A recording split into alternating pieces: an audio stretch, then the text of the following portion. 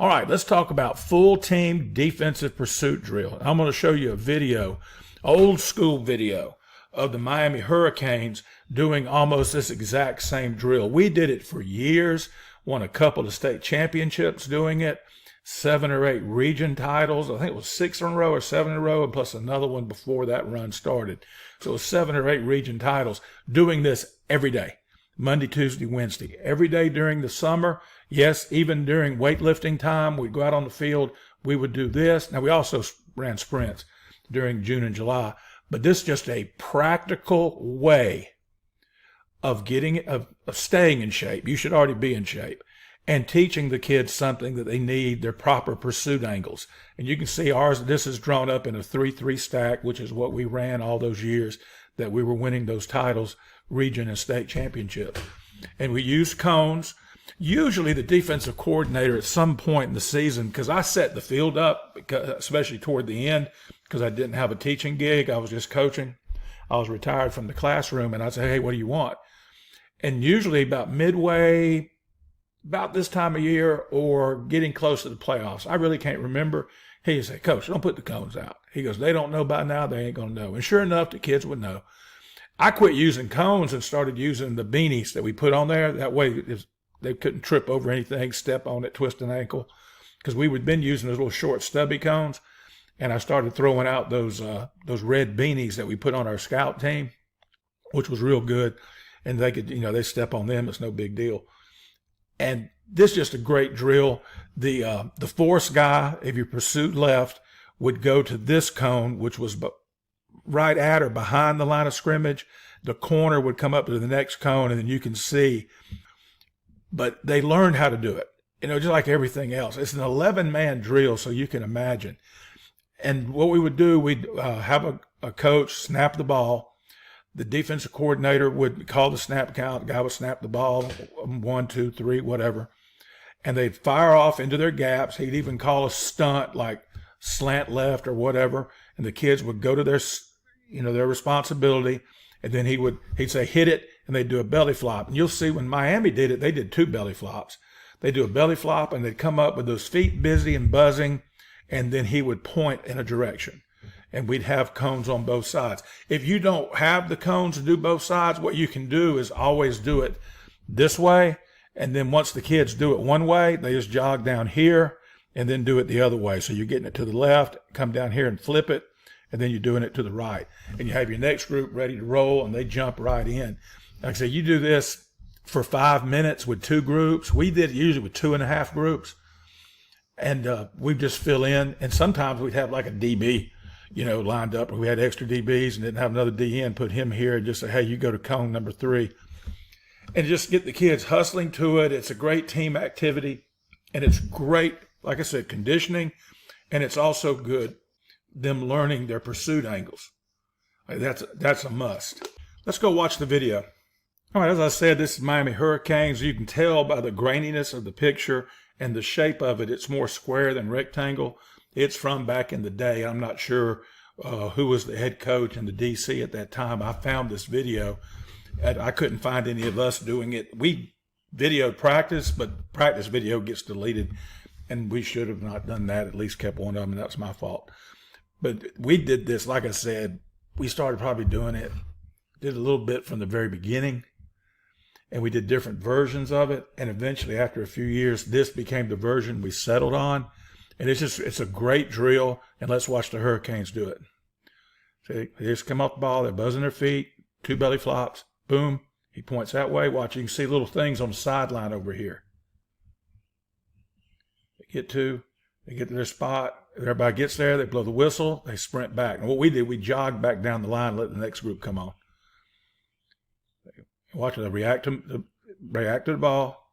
See, force man going to the first cone, second cone, third cone, backside corner all the way to the 11th cone right there. So that's a good drill.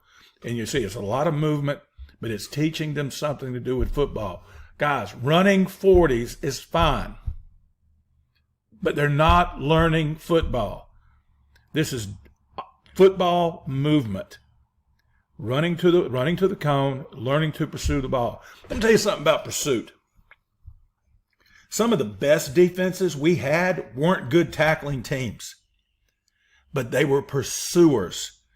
And so what would happen, that first guy would get there and miss the tackle, but hey, the cavalry's coming right behind him, and you got 11 screaming memes coming at your booty because they have been trained incessantly doing this pursuit drill literally every day of the summer that we met, every summer practice in August, and then 3 days a week, 5 minutes a day, they would do this drill. We'd get after your natural born T-Honey on defense, even when we weren't great tacklers, and won a lot of ball games. Because you can do all the tackling drills in the world you want, but if they're not great tacklers, they're terrible tacklers. You can make them good tacklers. But if they're terrible tacklers, you're not going to make them great tacklers. But what you can do, you can teach those jokers to get after their butts and run to that football. All right, opportunity to support Football Talk with Coach Chip. buymeacoffee.com/Coach Chip. A lot of guys will hit me up and get a ton of freebies and then say, Coach, this is so good. I appreciate it. That's fine. And as I said before, if nobody ever buys me a cup of coffee, which, by the way, I don't drink coffee. If nobody ever buys me a cup of coffee, I would still do it. It's just a friend of mine said, hey, you ought to try this. Just a way of kind of a gratuity, if you will. A gratuity even. A tip maybe. And if I had 0 subscribers, I'd still make these cockeyed videos. Why? Because I enjoy it. I don't care if my voice is going off into nothingness. And, in a million years from now, an alien hears it go, well, this guy's crazy. I don't care. I'm doing this for me. And if you benefit from it, great. And I do want to give back. I do. And so go to buymeacoffee.com if you're so inclined. That's up to you. If you do, you do. If you don't, you don't. I'll never know. All right. The free resource list that I mentioned earlier, available only to subscribers. That's the only string attached, but you pay nothing for it. You just say, hey, Coach, send me this, this, and this. Every now and then I get somebody who wants everything. It takes more than one email, but I don't mind doing it. It's as easy as just click, click, click, and that's what. So if you subscribe to the channel and everything you see, you can pause it and read through it and say, oh, that looks good. And there's a few things ask me, I get guys, Coach, you have anything on this? Oh, yeah, I do. It's just not on the list, or it's something that's wasn't made for public consumption. I mean, it's not bad or anything. And I'll just find it and say, oh, this is an old thing here. Yeah. And I'll send you that. I'll attach it to an email. Over 40 years of experience and 40 years of mistakes, lessons learned by Coach Chip is just an email away. So I'm available for in-person. If you're nearby, Google Meet clinics, consultations, installs, whatever it is you may need from me. If I can do it, I'll do it. I'll do anything I can to help you. So of course, you learn from your mistakes, but maybe learn from a mistake you haven't made yet that somebody else has made, like me or somebody I know, a lesson I learned from an older coach years ago. Say, hey, if you do it this way, this is what's going to happen. Well, here's your chance to learn from Coach Chip's many mistakes.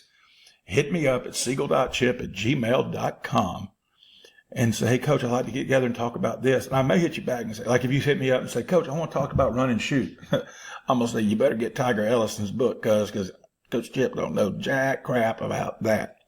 But I'll be honest with you and tell you, but if it's something I can help you with, like gap down backer stuff and things like that, and there's a whole bunch of other things I can help you with, hit me up. It's free. All it costs is an email, and they're not charging us for that yet.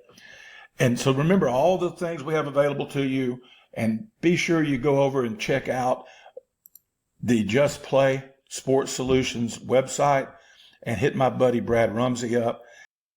All right, y'all, until next time, be elite.